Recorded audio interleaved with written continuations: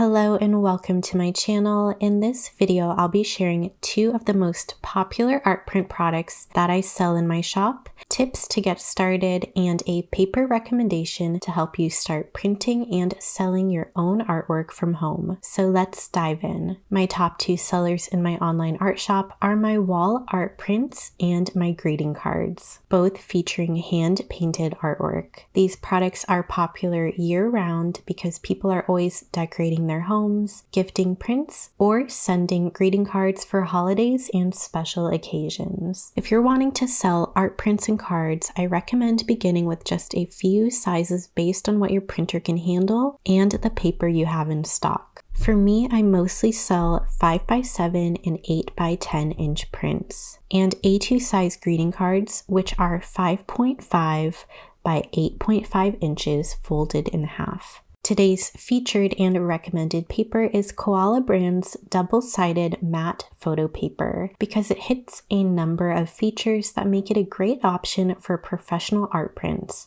When I started 2 to 3 years ago, I tested many different papers to see which had the best quality, thickness, durability, and color accuracy. If you are just starting out, you also probably want a budget-friendly choice that gives you the most prints for the cost without compromising quality. This is why I recommend Koala's double-sided matte photo paper, specifically in the 66-pound weight. This weight and thickness is ideal for many professional prints. You can really feel the difference in durability that makes prints and cards feel substantial and premium. The paper has a double-sided matte smooth finish, allowing you to print on both sides, which is perfect for greeting cards, postcards, or bookmarks. For printer recommendations, I'm using my Epson ET8500. Even though the startup cost for a professional printer such as this one is higher, the long-lasting ink makes it much more affordable in the long run. This printer produces vibrant, true-to-color prints on koala paper. The ink is very long-lasting. I've printed thousands of art prints using this setup, and it consistently gives professional results. I also consider it a budget-friendly option because of how long the ink lasts. I've had this printer for almost 3 years and I haven't had to buy new ink yet, and just look at how vibrant my prints are. Another essential tool I use is my Fiskars paper cutter,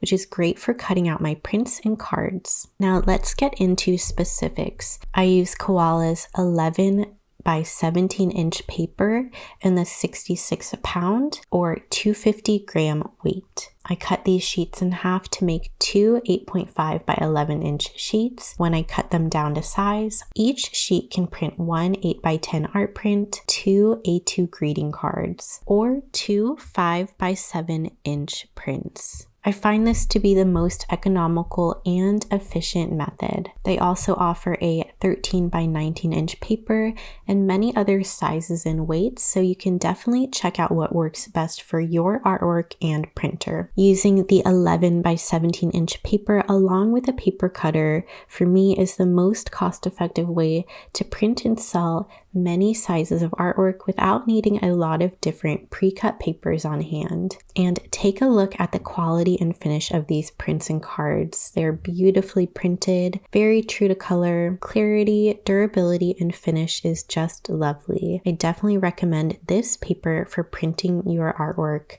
So prints and cards are my most popular product, and now you know the most common sizes I sell. But here's a couple more tips. For the printed artwork, if you are selling it as wall decor or something to be placed in a frame, I do like to leave a 1/4 inch or even 1/2 inch border around the edge of the prints so that when they are framed, the artwork isn't cut off by the edge of the picture frame. As you can see here on my 8x10 inch prints, it does have a border on the edge, which I make known in my listing description boxes as well as in listing photos so that customers know these are art prints that will come with a border. Some printers will allow you to add or leave a border, and that shows up during printing settings. Or you can add a border in any editing app you use for your artwork. I typically do this in Photoshop so that I can easily drag the guidelines and add at least a 1/4 inch border. For setting up your greeting cards to print 2 per letter size sheet, what I do is set up my single card file first. So this template area is 5.5 by 8.5 inches, which makes the A2 greeting card size. Once my design is set up, I save the file as a JPEG. And then on a separate letter size template, being 11 inches by 8.5 inches, I add my 2 greeting card designs to the template so that they can easily print on one sheet, ready for cutting into 2 cards. So now that we've covered a few basics such as 2 popular products, paper type, a paper cutter, and printer, you may be wondering what kind of artwork will sell best. From my experience running an online shop, people love art that they can decorate their homes with or give as gifts. Seasonal and holiday themed prints are extremely popular. My highest sales months are typically in Q4, which is September to December during holiday season. But timeless designs such as landscapes, florals, animals, abstract pieces, and motivational quotes also sell well year-round. For greeting cards, designs that are specific to holidays or general greetings are popular as well. So think of general themes that can be used year-round. Florals, animals, nature, and holidays where cards are often gifted, such as birthdays, Mother's Day, Father's Day, and Christmas. But overall, I think it's best to stay true to your creative spark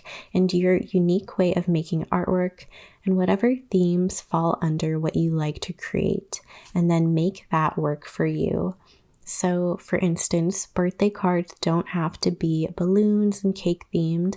Let's say you love painting fruits or trees or birds. You can make that fit easily as a greeting card by adding in a happy birthday text, or make it fit for Christmas by marketing it as a holiday set.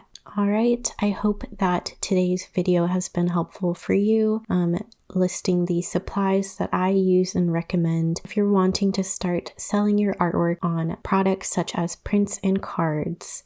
Thank you so much for watching. All of the supplies I used in today's video, including the Koala double-sided matte photo paper, are linked in the description box below. They often run sales and special offers, and I also have a discount code for you to use. If you want durable, thick, professional-looking prints and cards, this paper and the Epson ET8500 printer is a combination I highly recommend. Thanks again for watching. Please like this video and subscribe for more printing tutorials and art tips. I'd love to hear in the comments what you plan to print next.